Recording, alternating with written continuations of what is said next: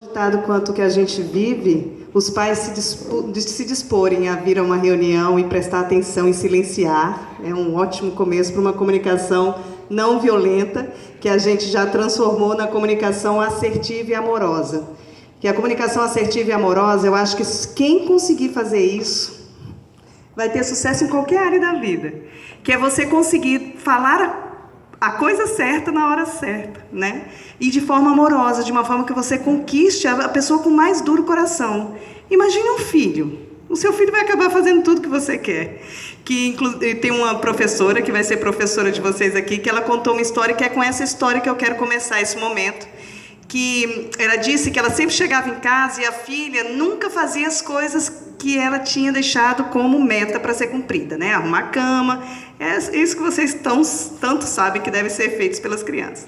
E aí, ela chegou em casa, a mesma coisa, a filha não tinha feito. Em vez de ela falar, puxa vida, mais uma vez eu mandei você fazer, você não fez, como é que pode um negócio desse? Em vez de ela falar isso, ela falou assim, minha filha, eu estou vendo que o que eu pedi não foi feito. Por quê? Você sabe o que você faz quando isso acontece? Eu fico triste. Então, o que ela fez? Ela falou para a filha dela, eu me sinto sobrecarregada, porque eu já faço isso. Eu pedi para você fazer isso, e você não conseguiu fazer? Por quê? Aí ela disse que a filha dela ficou silenciosa, olhou assim para o rosto dela, e falou, tá bom, mãe, amanhã eu faço. E aí, já faz uns 10 dias, não sei exatamente o tempo, mas que ela chega em casa e está tudo certinho. Porque a filha tomou consciência. Porque não são as respostas que movem o mundo, são as perguntas. Então, a comunicação assertiva e amorosa que a gente vai começar a ver agora de uma forma bem condensada, já que isso é um assunto para uma vida inteira, né? A gente vai começar vendo isso, que são a partir das perguntas que vocês vão conseguir que os filhos de vocês, os alunos de vocês, deem as respostas que vocês tanto esperam.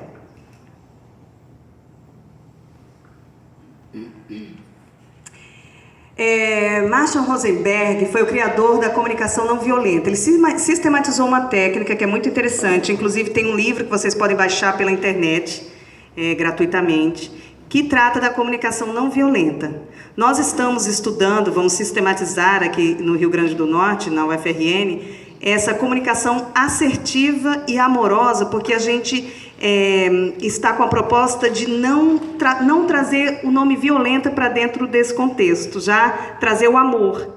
Porque há dois caminhos que nos guiam na vida, o amor ou o medo, sempre. E eu até sugiro que vocês façam isso. Quando, por exemplo, eu tenho uma filha de 5 anos e minha filha faz algo errado, e hoje, uma sugestão do Rosenberg é que a gente, antes de falar, a gente pense. Qual a emoção que eu estou sentindo, né? Por exemplo, minha filha me tirou o juízo há pouco tempo por causa de uma questão boba e eu fiquei brava. Por quê? Ela estava com a bolsa cheia de moedas e uma amiguinha estava com a bolsa vazia. E eu falei, divida suas moedas com sua amiga. E ela, mãe, mas eu não quero dividir, eu levei muito tempo para conquistar essas moedas, a senhora quer que eu divida as minhas moedas? E aí, me deu eu falei, minha filha é egoísta, meu Deus do céu, minha filha é egoísta. Quando ela crescer, ela vai ser uma capitalista selvagem. Então, todos os meus medos, eu já comecei, Só que aí, o que acontece? Como eu estou nesse processo de consciência comunicativa, né? Eu comecei quando eu ia responder para ela, antes de responder, eu parei, pensei, peraí, o que eu estou sentindo? Aí vi, medo. Medo de quê? Medo que minha filha seja egoísta. Por quê? Porque ela pode crescer e não saber dividir. E os meus medos estavam sendo projetados nela. O meu medo de um futuro, que eu não sei nem que minha filha pode ser uma das mulheres mais altruístas do mundo, quem sabe? Mas o meu medo, naquele momento, ia chegar para ela e dizer, não, você tem que dividir, porque as coisas...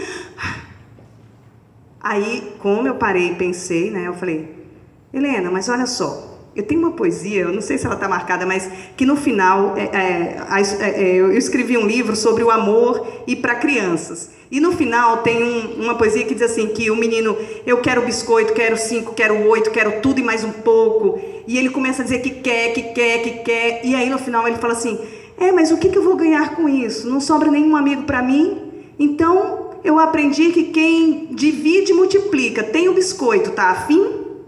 E aí eu pedi que ela lesse essa poesia. E ela começou a ler e fez... Como se fosse, estou entendendo a mensagem que você quer me passar. Quando acabou, ela fez assim, Bia, eu divido com você, mas quando você tiver moeda, também divida comigo, viu? Quando a gente chega na casa, que elas iam para casa da avó, quando a gente chega na casa da sua avó, peça a moedinha e coloque na minha bolsa. Mas enfim, na hora ela já dividiu. Aí tudo bem, ela já pensou em ganhar na frente, mas tudo é um processo, a gente tem que ter paciência, né? Então ele diz o seguinte, que quando nos concentramos em esclarecer o que está sendo observado, sentido e necessário, ao invés de diagnosticar e julgar, descobrimos a profundidade de nossa compaixão.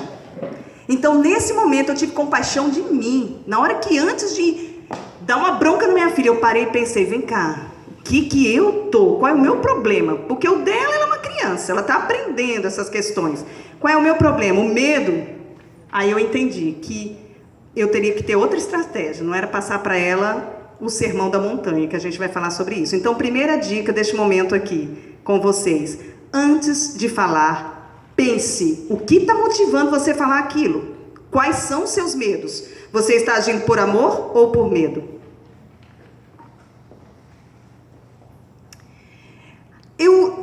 Eu acho que é muito interessante, até porque a gente está numa escola, né, a gente falar dos conceitos das palavras, né, da etimologia da palavra. Por quê?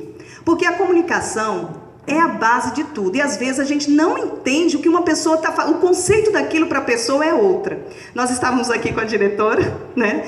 A gente estava com a Cássia e a gente estava conversando sobre mãe amiga.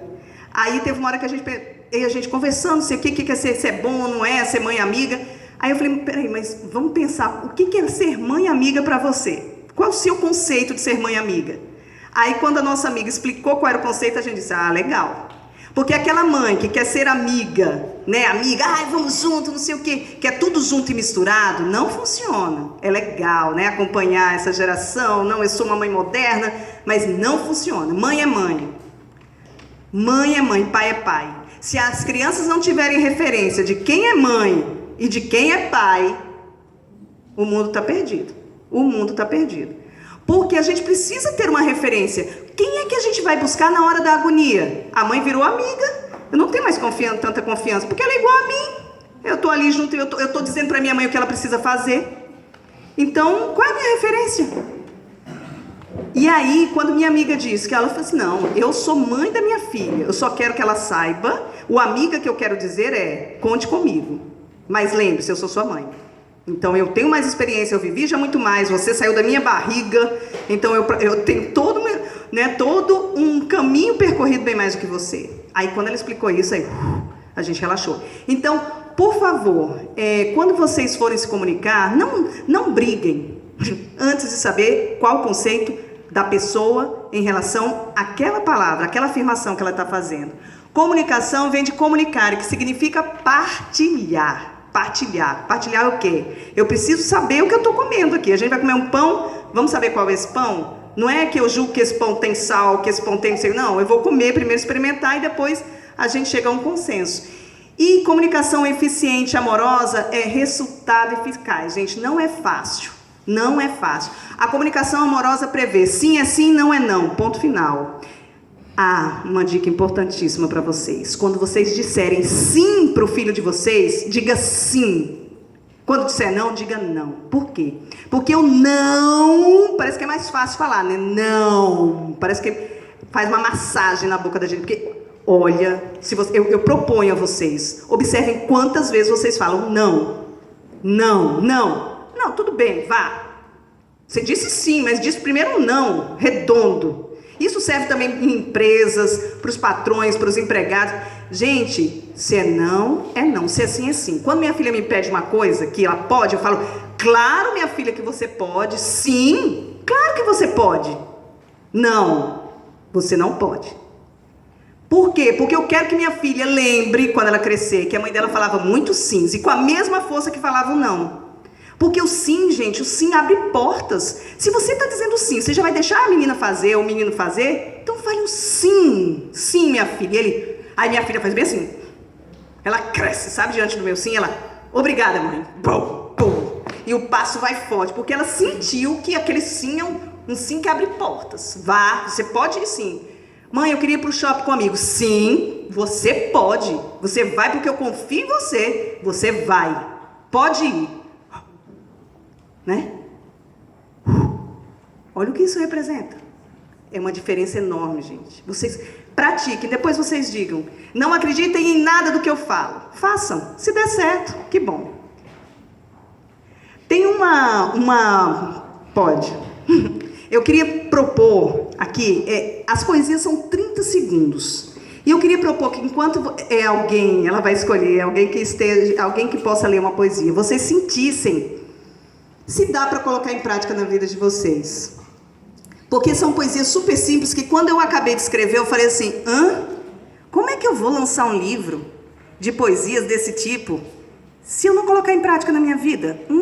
As pessoas vão ler e vão falar, ai, que bonito. Se um dia elas me conhecerem, vão falar, essa mulher escreveu aquilo? Então eu entendi que eu só poderia gravar e escrever essas poesias quando eu pudesse colocá-las em prática. Vamos ver aqui, elas estão soltas, mas elas todas têm a ver com esse contexto da comunicação amorosa e assertiva. O amor é a paz. Resolvi viver em paz. Decisão decidida. Não vou mais brigar, nem ficarei aborrecida. Irei promover a paz. Oferecerei minha ajuda. Não vou reclamar mais. Vou agir, vou ficar muda. Silenciarei numa boa. Aceitarei quem discordar. Não discutirei à toa. Praticarei o verbo amar. Amarei até quem de mim não gostar. Não importa o que me diga. Terei paciência e vou respirar. Só peço a Deus que eu consiga. Pausa aí, né, pra ela. E aí eu queria propor para vocês uma dinâmica agora, que também foi algo importantíssimo na minha vida. É o seguinte, quem estiver do seu lado, você vai fazer assim, porque essa questão de que silenciarei numa boa, aceitarei até quem de mim discordar, gente, isso é muito forte. Porque corajoso é o quê? Corajoso é agir com coragem. E agir com coragem é agir com o coração. Se você está numa discussão e a pessoa está lá, e você... Gente, tenha a tranquilidade de falar assim, beleza, tranquilo. Se seu objetivo é que eu me cale diante da sua afirmação, pronto, tá bom, tá certo, tá tudo certo. E aí eu quero propor essa dinâmica aqui, que é bem simples, mas pode fazer a diferença na vida de vocês se vocês atingirem a profundidade dela, que é assim. Você vai virar para mim e vai dar um soco na minha mão, pode dar. Pode com força. Dê e segura. Eu tô brigando, ou com meu filho, ou com meu marido, ou com uma professora, vai. Segura do jeito que você tá. Ela tá fazendo força e eu tô também, nós estamos brigando, certo? Eu decidi que eu não quero mais brigar, continue fazendo força. Vai, cadê tua força? Acabou? Eu queria propor que vocês fizessem, só para vocês verem o que isso significa. Por favor, façam. Dá um segura e o outro vai. E aí, continue. Mas continua. Aí, quem já fez a força, para. O outro que estava fazendo, deixa de fazer a força, deixa de fazer a força. Agora você deixa de fazer a força, você deixa. Não é tirar não, continua. Agora deixa de fazer a força, deixa de fazer. Ela não perdeu a força? Faça de novo. Perdeu.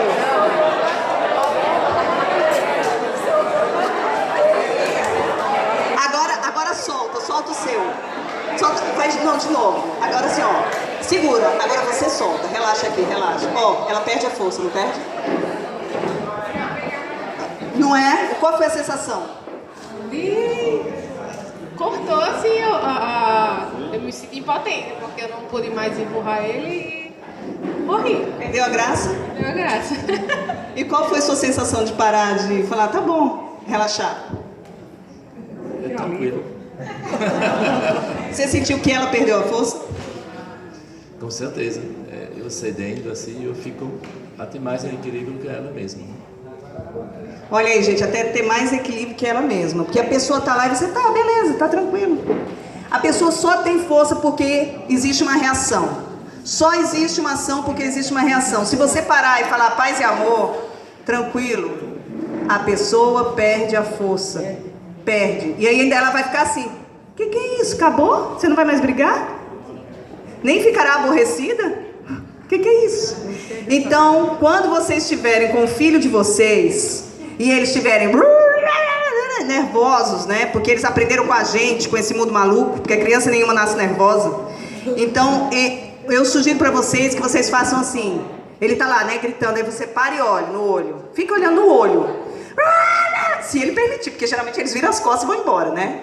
Mas aí você fica lá paralisado. Paralisado, a criança gritando e você paralisado, assim, só nem cruze os braços, porque isso aí o corpo fala. A gente depois vai ter um pouquinho de estudo, mas o corpo fala e isso é muito importante. Não cruzem os braços, bufando, né? Esse moleque desse tamanho. Não, fica assim, tenta, exercício, gente, exercício. Tenta, abre os braços, fica olhando para a criança. Se ela vira para aquele lado, você vira seu corpo.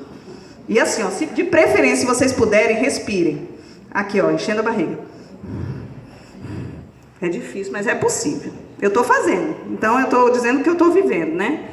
Aí minha filha vira para o outro lado, aí eu viro. Quando eu vejo que ela... Eu estou calada, ela não tem com quem brigar, ela para. Aí ela olha para mim e eu falo assim... Você quer me ouvir agora? Não! Então, eu vou ficar parada aqui. Quando você quiser me ouvir... Você vai me ouvir. Aí na tua cabeça fica, meu Deus, mas eu tenho que fazer tanta coisa, eu tenho que ir para o trabalho, e eu estou aqui tentando respirar com essa menina que está me tirando o juízo.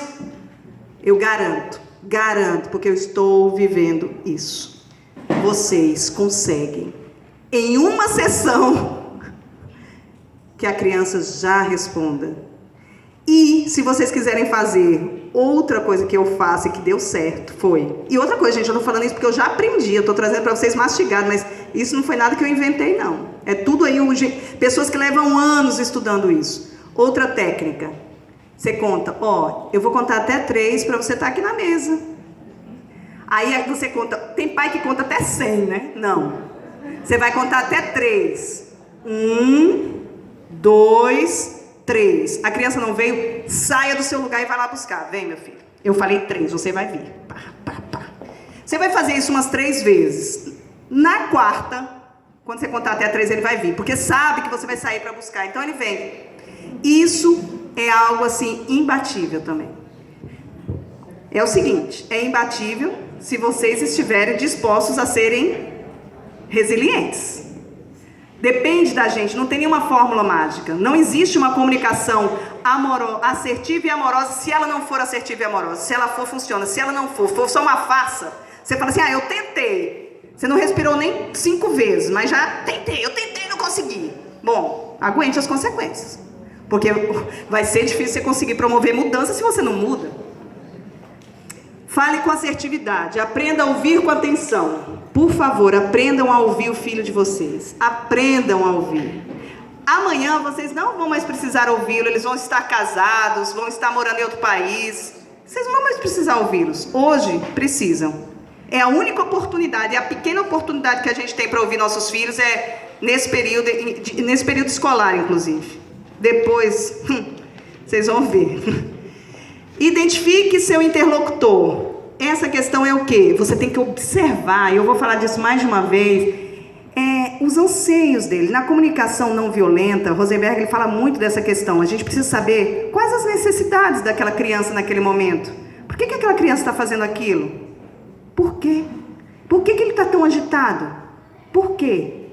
Eu estou agitada? Será que meu filho está sendo um reflexo de mim? Geralmente é. Geralmente é. E se não, por exemplo, pais separados. Essa é uma questão muito séria. A separação pode ser a melhor solução. Eu não sou contra a separação. Eu sou contra pai e mãe falarem um mal do outro. Sou contra. Porque a criança só está viva porque teve um pai, porque teve uma mãe. Não tem filho de chocadeira. Então tem de honrar o pai. O pai é péssimo. É um cafajeste. É o pai. E se é o pai, precisa ser honrado. Então, por favor, não fale mal. Mães, não falem mal para seus filhos do pai dele, porque vocês vão estar criando filhos traumatizados. Vocês querem isso? Porque todo filho quer ter um pai que ele admire, por pior que seja o pai.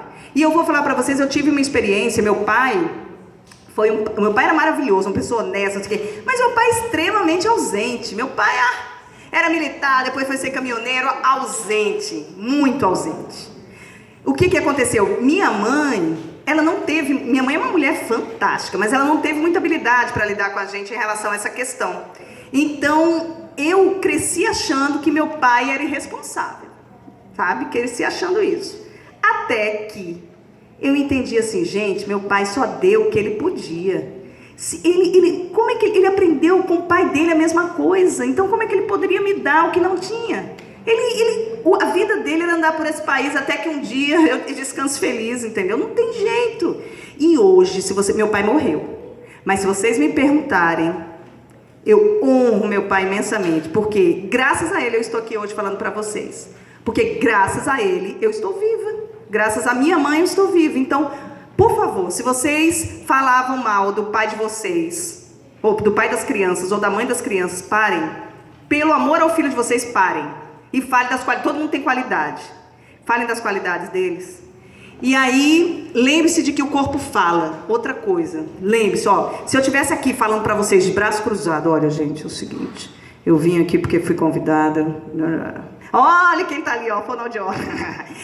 Fonoaudióloga da TV, nossa maravilha. Ela é ótima para trabalhar isso. O corpo fala. Você fala com tudo, né? Você fala com os olhos, com a boca. A gente vai ver no final do slide que o que eu falo é muito menor do que eu comunico em todas as outras nuances. Vocês vão ver isso depois. Observe se está sendo ouvido. Gente, isso é ótimo. Eu aprendi a fazer isso, quase chorava. Mas eu vou... Vocês vão chorar também, mas depois vocês vão dar risada. É o seguinte, quando vocês estiverem numa conversa, que a pessoa começar a fazer assim, observe, vai ter gente que vai fazer isso. Vocês estão achando que é brincadeira? A pessoa começa a conversar e... ela já está indo embora. E você, mulher, mas... Menino, pelo amor de Deus. Aí se você falar assim, você está numa conversa que para você é a conversa mais importante do mundo. Porque não sei o que eu fui, ele falou isso, e aí depois não sei o que lá. Pare. No meio da conversa, no ápice da conversa. Pare. Para ver o que é que acontece. Sabe o que acontece? A pessoa vai falar assim, tá bom, querida, depois a gente se vê. Vai embora. Não vai te perguntar o que aconteceu. Não vai. Porque ela não estava mais prestando atenção. Não estava mais. Então, observe se está sendo ouvido. Essa é uma técnica perfeita para os falantes. E eu aprendi muito a ficar calada depois dessa. Porque eu estava achando que a minha história era a história mais linda do mundo. E quando eu parava de falar assim, no momento do clímax, e a pessoa nem perguntava, e aí? Me dava uma vontade de chorar. Falei, gente, eu vou chorar. Que esse tempo todinho, toda essa minha emoção que eu estou passando, essa pessoa não está nem aí para a minha história. Mas foi o melhor aprendizado da minha vida. Hoje, eu não passo mais por isso. As pessoas perguntam, e aí? Por quê? Porque eu estou falando muito menos. É a mágica da história. Medo da rejeição e necessidade de atenção. Porque o que acontece? Eu estou falando aqui no microfone, né? Eu estudei para ser jornalista, então eu tenho mais aqui a obrigação de falar, mas muita gente que tem um potencial muito melhor do que o meu, gigante, que poderia estar aqui, não está, por quê? Porque tem medo de ser criticado. Só isso. Só medo de ser criticado, medo da opinião dos outros. Gente, a opinião dos outros nunca matou ninguém. Não mata. Não mata. Se você tiver uma autoestima, se vocês aqui saírem dizendo que gostaram do que eu falei, se disserem falando mal de mim, problema de vocês, porque eu me amo. Sinto muito. Um dia uma amiga minha me detonou. Você quer ser minha amiga, mas você não me liga. Eu vou falar uma palavra horrível, mas eu vou falar. Posso, Cássio? Não é palavrão não, só é uma... A minha amiga vomitou, assim... na minha frente, vomitou. Aí sabe o que eu fiz? Eu ia entrar no vômito dela, né? Eu ia pegar... gente, horrível, mas vocês nunca vão esquecer de mim. Sabe o que acontece quando uma pessoa fala uma palhaçada pra vocês, uma coisa terrível, e vocês entram na energia dela, sabe o que acontece? Você bota a boca pra ela vomitar dentro. Juro a vocês. Porque se vocês tiverem... É horrível, mas vocês vão esquecer de mim depois dessa? Se vocês tiverem controle da comunicação assertiva e amorosa, vocês estiverem lá em paz e amor, vocês fazem assim, a pessoa está vomitando, e você faz, opa, não é comigo não. Vomita aí, minha filha, pode vomitar. Você está passando mal, vomite. Agora eu estou longe desse vômito. Aí o que aconteceu? Minha amiga fez, falou, que eu não dava atenção, que não sei o quê. Depois de tudo que ela falou, eu ia entrar, mas eu caí fora, comunicação amorosa e assertiva, comunicação não violenta, respirei. Ela falando e eu respirando, né? Quando ela acabou tudo, eu falei assim, minha amiga, você me perdoa por não dar a atenção que você necessita? Você me perdoa por ter uma filha de 5 anos e uma sogra de 88 que está morando comigo e ainda ter de trabalhar, ainda ter de fazer um monte de coisa e não dar a atenção que você necessita? Você me perdoa? Gente, minha amiga começou a chorar e pedir perdão a mim. Glácia, me perdoe, eu estou mal e descarreguei em você, me perdoe. O que acontece com isso, gente? É isso aqui, ó. Ela estava tendo necessidade de atenção. Se eu entrasse no medo de rejeição, de ela, ai, minha amiga não vai gostar mais de mim, ai meu Deus do céu, aí eu teria me sujado. Como eu falei, isso não é comigo não. A comunicação fluiu e deu tudo certo no final. E aí, esse próximo slide que eu quero mostrar para vocês é o seguinte. Ali em cima vocês não vão enxergar porque está muito pequenininho, mas assim, a sua fala comunica que seu filho é um anjo ou um demônio? A sua fala comunica que seu filho é bonzinho ou muito danado? Porque, minha gente, vocês são as maiores autoridades na vida dos seus filhos. Vocês são as maiores autoridades na vida de seus alunos. Se vocês falarem para ele, você é muito danado, eles vão ser danados. Vocês estão afirmando que eles são porque eles vão ser diferentes? Então, por favor, não façam isso. Se ele estiver sendo muito danado, você fala assim, meu filho, por que você fez isso? Você é um garoto tão educado. Aí o garoto, você sempre me chamou de danado, por que eu sou educado agora? Pode isso acontecer. Não, meu filho, porque você é. Na verdade, mamãe falava aquilo porque mamãe estava nervosa, mas você é muito educado, você é uma criança educada. Você está cada vez melhor. Faça esse teste, faça. Isso é neurolinguística também. Faça esse teste. Comece a acrescentar no seu vocabulário os elogios que seu filho... O que você gostaria que seu filho fosse? Em vez de você rotular, é muito danado. Esse menino não estuda, não quer estudar, como que ele tira na tábua da prova? Meu filho, o menino não pega nem o caderno, o menino não pega. Meu filho, puxa, eu senti que você hoje está com vontade de estudar mais, não tá? Inventa, gente. Não tem problema. Vocês estão trabalhando a comunicação amorosa. Porque vocês não estão mentindo, não. Vocês estão criando uma realidade. A vida é criação de realidade. Então, vocês estão criando uma realidade e convidando para ele entrar dentro. Meu filho, olha, você hoje está com a cara assim tão feliz. Eu acho que hoje a gente pode estudar português e você vai arrebentar. Inventa. Usa a criatividade. Só não rotule seu filho com as coisas negativas que você não gostaria que ele fosse e que ele está apresentando que é. Mesmo que o menino seja o menino mais danado do mundo, não rotule ele, porque você é autoridade. Se você disser que é, ele vai ser diferente, por quê? Ele não já é? Então, ele não vai ser diferente. Escuta ativa, ouvidos, mente e coração juntos. Isso a gente já conversou. Parafrasear. O Rosenberg, ele fala muito nessas questões. Parafrasear. O que é parafrasear? É você falar assim, meu filho, eu entendi que você disse que na escola, um amiguinho, ele te chamou de feio. Foi isso que aconteceu, meu filho? Eu estou certa? Aí ele vai dizer, está certo. Meu filho, olha aqui esse espelho. Você se acha feio, meu filho? Meu filho, você não é isso. Porque um amigo diz que é, você vai acreditar que é. O que importa é o que você realmente sente, meu filho. Enfim, gente, vocês vão conversar com a criança nesse sentido. Vocês vão ver agora um vídeo. Eu vou só acabar aqui, a gente vai passar um vídeo de uma menininha que passou por esse bullying. Tá? E a mãe dela reagiu. Eu sei da mãe dela, que vocês não vão ver a reação da mãe dela, mas eu sei porque eu vi a entrevista com a mãe dela.